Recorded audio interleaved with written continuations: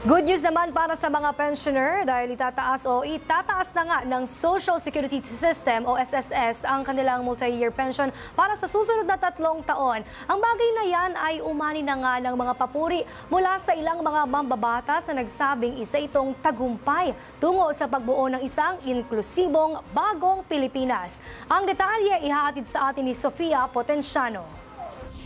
Bagamat hinamon na ng panahon, inihayag ni House Speaker Martin Romualdez na mahalaga pa rin ang nangyaring pag-aproba sa Multi-Year Pension Adjustment ng Social Security System o SSS.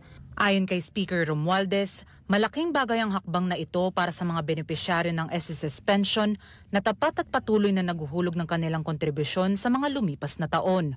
Sa ilalim ng bagong scheme, inaasahang magkaroon ng taunang pagtaas sa pensyon ang mga miyembro hanggang sa taong 2027. Inaasahan ding tumaas ang minimum at maximum pensions ng mga benepisyaryo sa susunod na 3 taon.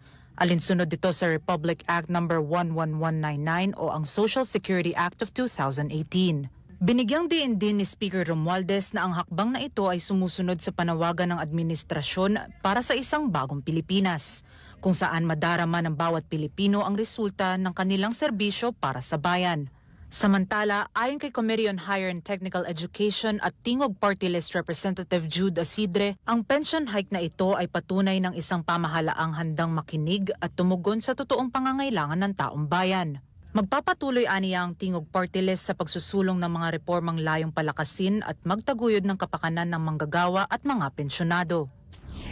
Itinuturing ng mga mambabatas na ang pension increase na ito ay hindi lamang tulong para sa mga miyembro ng SSS, kundi isa ring patunay na ang pamahalaan ay nakikinig at kumikilos para sa kapakanan ng bawat Pilipino. Para sa totoong balita sa Bagong Pilipinas, Sofia Potenciano, Congress News.